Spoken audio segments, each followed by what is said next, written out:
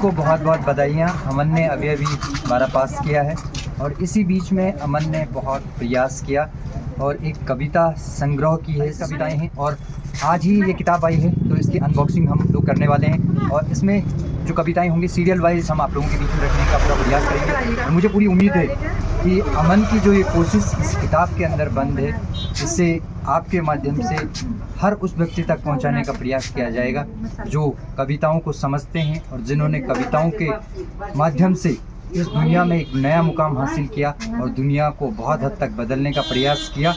तो अमन को पुनः मेरी ओर से हार्दिक बधाई एवं शुभकामनाएं। किताब की अनबॉक्सिंग करेंगे और आप लोगों को दिखाएंगे।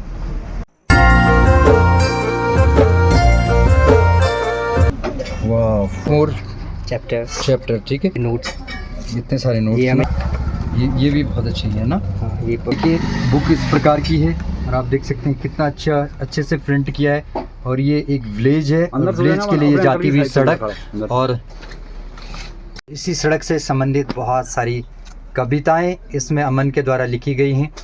जब आप एक बार पढ़ेंगे तो आपको भी बहुत मज़ा आएगा। हालांकि तो पहली कविता है एहसास, जिसमें अमन ने जो एहसास किया उसे लिखा है। जब आप पढ़ेंगे तो आप भी निश्चित रूप से एहसास करेंगे इसका। एंड आगे कविताओं के बारे में डिटेल में आप लोगों को बताएंगे।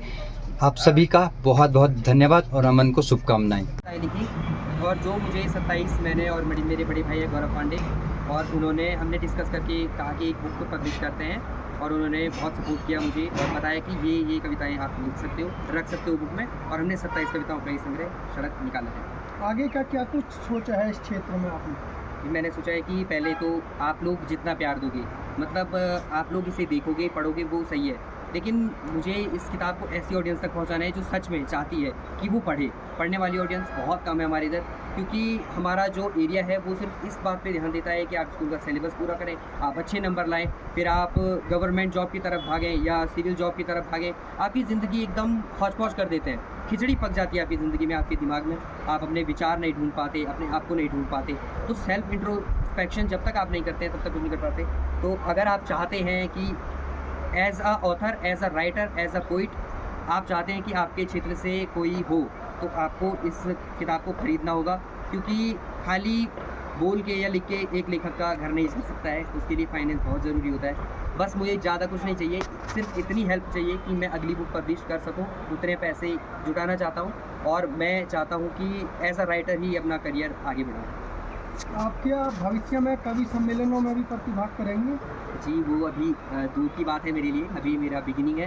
तो ज़रूर अगर कोई बुलाएगा तो मैं अपने विचार रखने की कोशिश करूँगा और मैं ऐसा नहीं कहूँगा कि बहुत बड़ा कवि हूँ या वहाँ तक जाना चाहता हूँ। बस अपने क्षेत्र में और अपनी जो भावनाएं हैं और जो समाज को देख के लिख सकता हूँ, लोगों के सामने रख सकता हूँ, वही मेरे लिए बहुत बड़ी बात होगी। पेरेंट्स का कैसा सपोर्ट मिलता है आपको इन सब चीज़ों के लिए?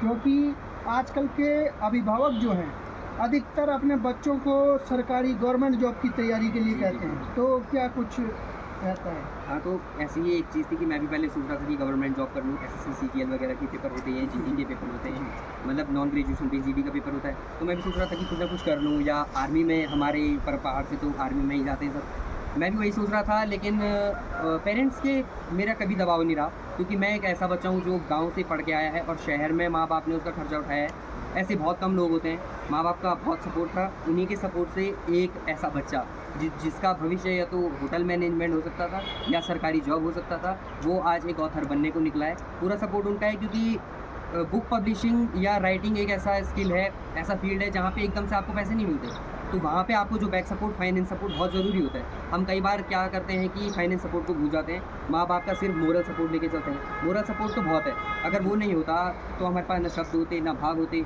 न लिखने को। क्योंकि मैं जहाँ तक मुझे याद है कि इस एरिया से मैं ही लिख रहा हूँ अपने क्षेत्र से, तो अगर पेरेंट्स का सपोर्ट नहीं होता तो कुछ भी नहीं हो पाता।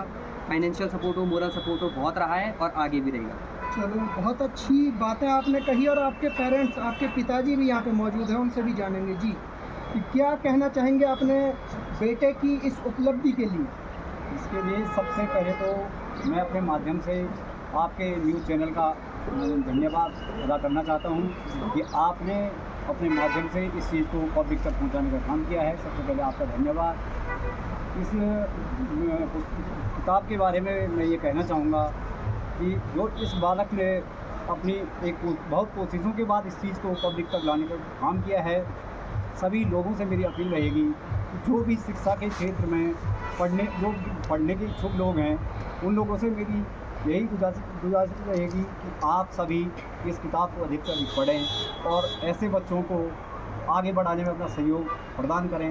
और आगे आने वाले समय में जैसे कई बच्चे और भी होंगे जो इनसे सीख लेंगे या ये किसी और से लेंगे, इन्होंने किसी और से ली होगी, तो मेरा यही निवेदन सभी से रहेगा, सभी अभिभावकों से रहेगा और पढ़ने वाले होनहार बच्चों से रहेगा कि इस किताब को आप अधिक से अधिक पढ़ें और इसका प्रमोट करें, प्रत्येक व्यक्ति तक इस चीज़ को पहुंचाएं और प्रत्येक आदमी जो भी पढ़ने का इच्छुक है इस किताब को एक बार अवश्य पढ़ें, अवश्य।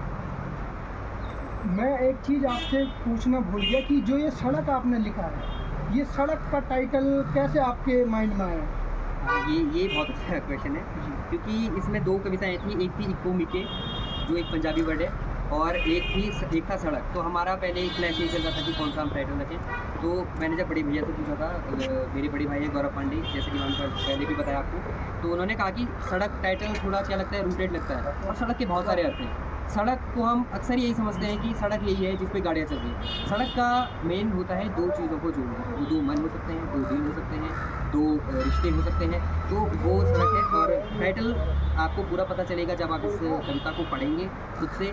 और काव्य लिखने वाले का, कविता लिखने वाले का सिर्फ इतना ही मोटिव होता है कि उसकी चीज़ के जो जैसा अर्थ लेना चाहिए वो उसको मिले, बंधन नहीं होना चाहिए कविता में। तो टाइटल के बारे में यही है।